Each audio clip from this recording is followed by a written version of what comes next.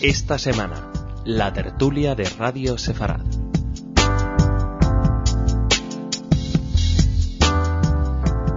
Shalom, bienvenidos a esta semana, una semana marcada por las conmemoraciones en Israel de los 60 años.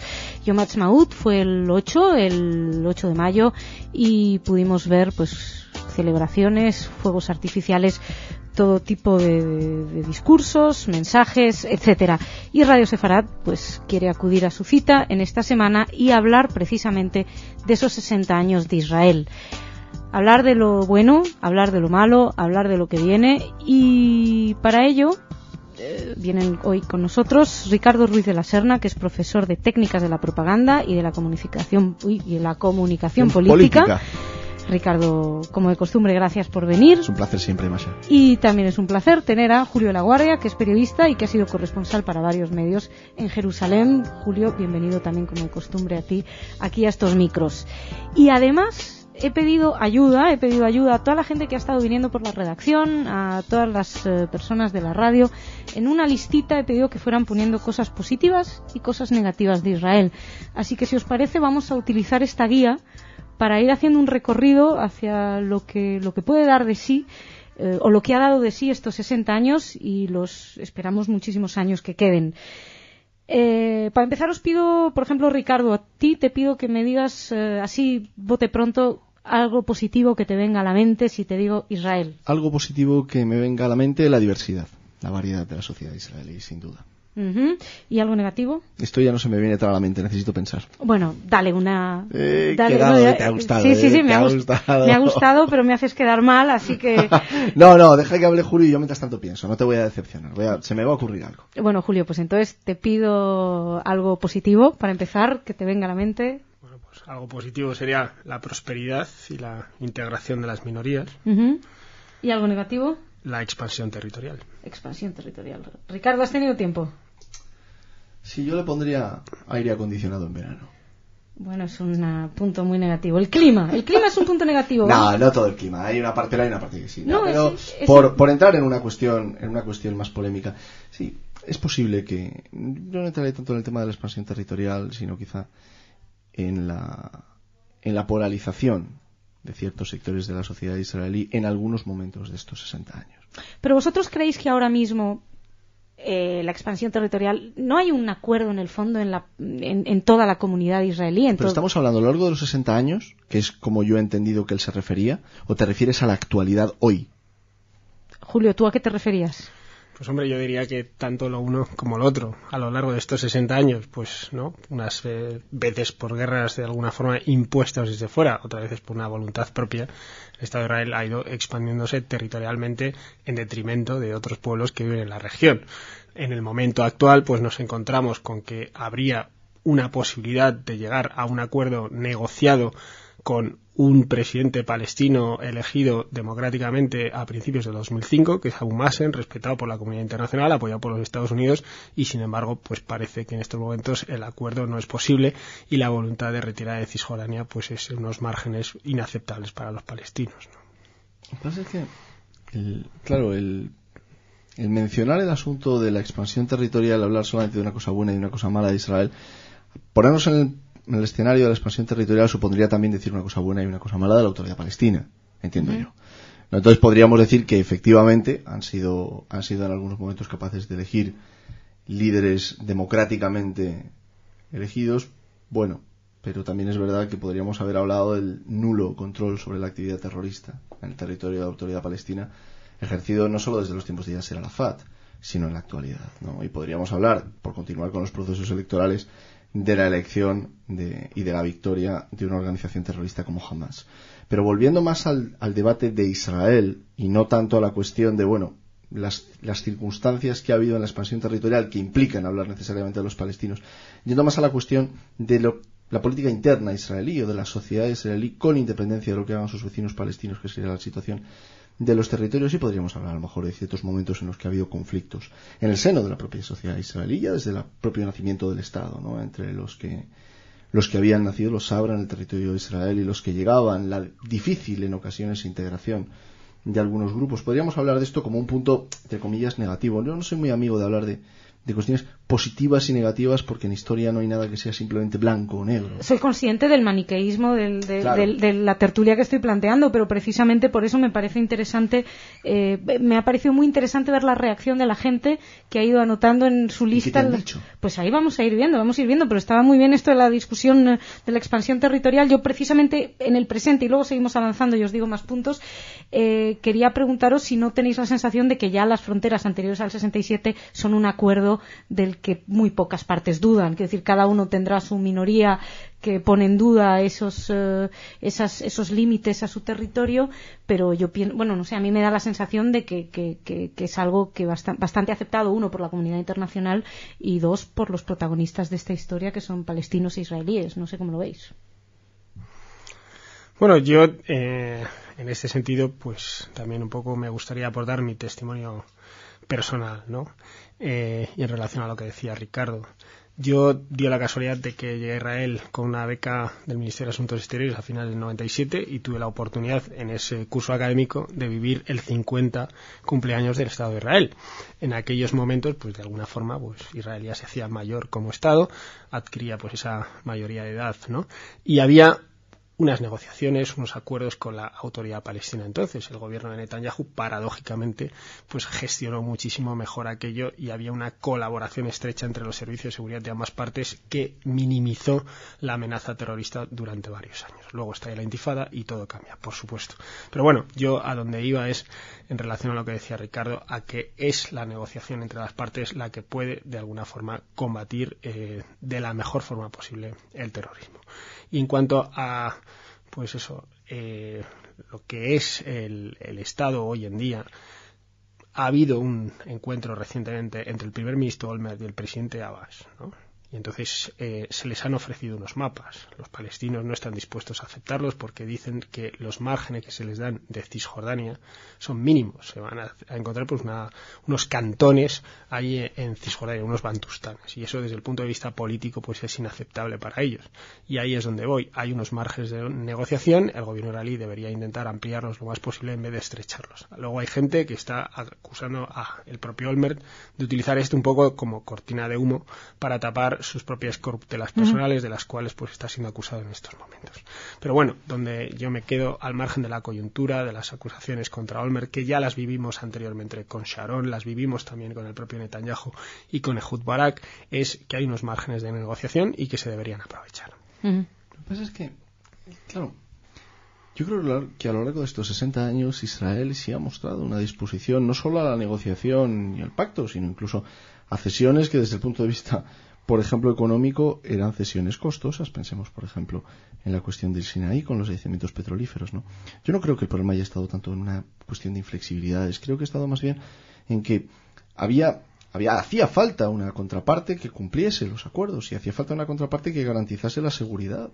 Y yo creo que ha sido precisamente esto lo que históricamente venía fallando. Bien porque la contraparte no garantizaba nada de nada, sino que al contrario impulsaba la inseguridad, llevada por sus propios líderes o llevada por líderes de fuera, y en los últimos años que definitivamente ha perdido el control de la situación. Creo que el caso más claro sería la victoria de Hamás. Entonces, es verdad que la flexibilidad es deseable y es verdad, y yo creo que en este sentido Israel ha mostrado una disposición a la negociación. El problema es que la contraparte, el problema es que, claro, de ahí que se termine tomando decisiones como la retirada unilateral de Gaza, ¿no? La desconexión. Yo, si me permitís, querría hablar de Israel. Es decir, entiendo que hablar de Israel sin hablar de la autoridad palestina y sin hablar de Palestina... La cuestión territorial sin hablar. No, evidentemente es un problema la cuestión territorial, pero me gustaría volver a Israel, a lo que es Israel sin hablar tanto del conflicto, porque de ese lamentablemente hablamos prácticamente todos los días en la radio, y quisiera hablar un poquito más de la propia sociedad israelí y recurrir a este listado de cuestiones positivas y negativas que, insisto, las han ido poniendo personas que vienen a visitarnos, gente que ha querido colaborar con nosotros, con lo cual no me responsabilizo de todos y cada uno de los puntos. Por ejemplo, un punto que aparece en la columna de negativos, tengo religión, y un poquito más abajo otra persona puso fanatismo. quería plantearos a vosotros, en vuestra opinión, el rol de la religión dentro de Israel, si es una cuestión a pasar por alto o es una cuestión donde habría que planteárselo, porque es un Estado, por un lado, laico, pero por otro lado no tan laico. Hay que recordar que, por ejemplo, los matrimonios tienen que ser religiosos. También se plantea en este mismo listado la fuerza de algunos grupos parlamentarios que son religiosos, están evidentemente pensando en Shas. En vuestra opinión, ¿cuál es el rol de la religión dentro del Estado israelí y pensáis que va a seguir siendo o que habría que cambiarlo? No sé, Ricardo. Pero es que no entiendo, ¿te refieres a si lo vemos como algo negativo? Sí, no, tu opinión. Es decir, aquí me lo han puesto en la parte negativa. Yo no digo que sea negativo ni positivo. Bien. Lo planteo como una cuestión. Hombre, la religión tiene que desempeñar el papel que los israelíes quieran, ¿no? Lo que pasa es que en la fundación del Estado se define como un Estado judío democrático. No solo democrático, sino también judío, lo cual implica introducir el elemento. Por cierto, aprovecho entonces, perdóname Ricardo, aprovecho y os pregunto también en esto, ¿pensáis que Israel es el Estado judío o el Estado de los judíos? Porque creo que ahí hay un pequeño matiz importante que viene, creo, ya de la traducción del libro de Herzl. Pero bueno, esto luego Perdona Ricardo, te he interrumpido. Sí, por terminar, luego sí que volvemos a Herzl, pero por terminarlo con la cuestión, yo no creo que el problema radique tanto en la religión o en el fanatismo sin más. Es decir, hay fanáticos también entre quienes no son religiosos. Los hay. Y también hay una forma de fanatismo laicista y no únicamente un fanatismo religioso. Probablemente me quedaría más con la idea de que el fanatismo, venga de donde venga, puede ser un factor negativo. Digo puede ser un factor negativo porque hay que ver qué incidencia tiene en el conjunto de la sociedad.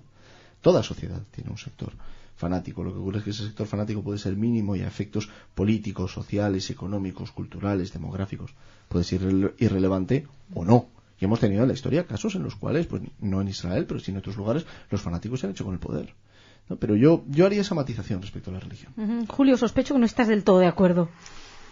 Bueno, yo creo que en general, ¿no? Pues la sociedad israelí en su conjunto, pues es una sociedad racional, moderada, ilustrada y tal, y que, bueno, pues los fanáticos son pocos, pero aparentemente bien avenidos, y por una serie de circunstancias políticas y composición de la Knesset, etcétera, pues bueno, han venido representando un papel pues muy importante, siempre como un poco bisagras en las diferentes coaliciones de gobierno, ¿no? Y luego pues también en eso que decía antes de la expansión territorial de las colonias en Cisjordania.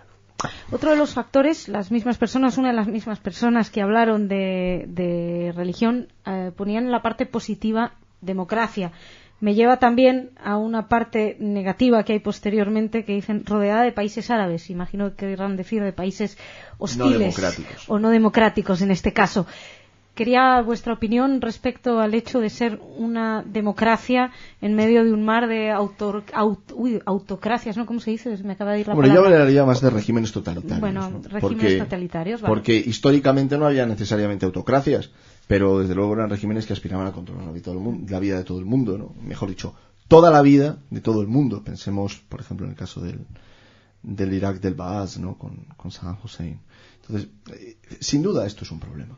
Lo que pasa es que yo no diría que es tanto una cosa mala de Israel, es una circunstancia que ha venido contada por la historia. No se culpa a Israel, simplemente digamos factores positivos, factores negativos que no son necesariamente responsabilidad de... Que todo hubiera sido distinto si hubiera habido democracias. Hay una regla en ciencia política que suele cumplirse. Digo suele porque, bueno, ha habido alguna excepción, pero en general suele cumplirse. Las democracias difícilmente hacen la guerra a otras democracias. Si hubiera habido regímenes democráticos, probablemente los problemas se hubieran podido resolver de otro modo. Hace mucho más tiempo. Podríamos hablar, por ejemplo, de la integración social de los palestinos que se marchan después del 48. Por cierto, sale un artículo interesantísimo en este mes en la revista Commentary, precisamente, sobre la cuestión de los palestinos que se marchan, ¿no? Y los tópicos que a veces se han manejado con cierta imprecisión sobre eso. Entonces yo creo que esto sí es una dificultad. Ahora bien, es una cosa positiva que después de 60 años sigue siendo una democracia en Oriente Medio, y es una democracia consolidada, es una democracia más antigua que muchas de las democracias que campan por Europa. Podríamos hablar de una bastante cercana a la nuestra, ¿no? Sí, entonces, en ese sentido yo sí creo que es un aspecto positivo. Hombre, sin duda alguna es un aspecto positivo. Israel es la única democracia en Oriente Próximo. por supuesto, eso es un aspecto positivo del cual pues se puede vanagloriar el Estado en sus 60 cumpleaños. En segundo lugar, respecto a si es el Estado judío o de los judíos, probablemente a quien habría que invitar aquí es alguien como Uriel Macías, que en un momento dado pues podría hacer esa precisión terminológica que viene del alemán.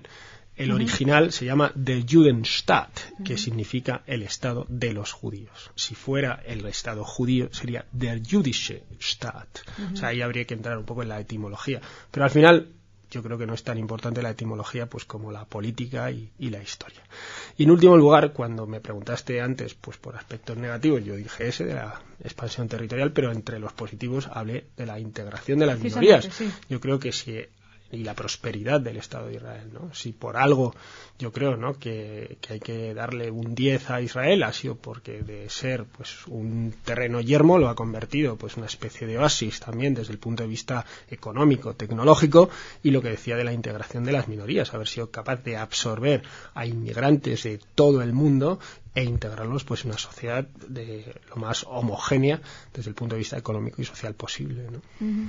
Es curioso porque no sé dónde leía el otro día que Israel ha ha absorbido más inmigración que la que en unos años, la verdad es que no recuerdo exactamente de qué años hablaban, pero más de lo que había recibido países europeos en 10 años y que todavía tienen muchísimos problemas con sus inmigrantes. Sin embargo, ahí entraban directamente, ¿no?, a una integración total. Ricardo, te he interrumpido una vez más. No, yo es que iba a decir precisamente a propósito de esto que además eran flujos migratorios en otro tiempo, en los que por supuesto no había los medios tecnológicos que hay ahora, pero además no había la experiencia acumulada sobre flujos migratorios que hay en la actualidad, ¿no?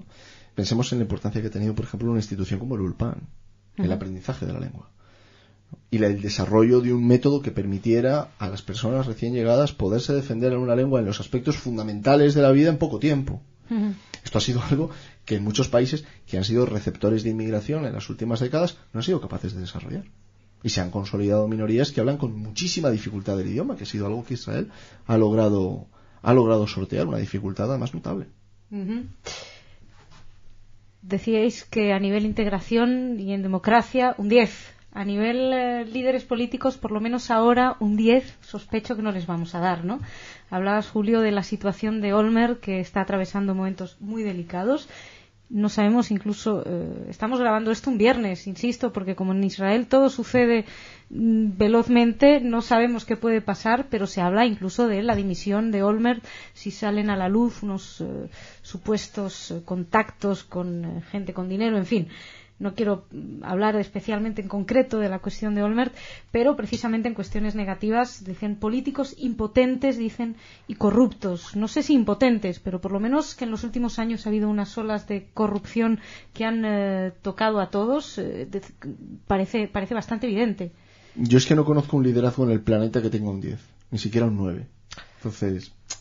Pero reconozcamos que a los antiguos líderes de Israel, aunque sea por una cuestión que son antiguos, les vemos con un poquito más de Es que eso es lo que pasa. Yo no soy nada mitómano con estas cosas, Masha. ¿Sabes? O sea, lo admito. Es decir, si a lo que te refieres es, mira, estas cosas pues de Ben Gurión no se cuentan.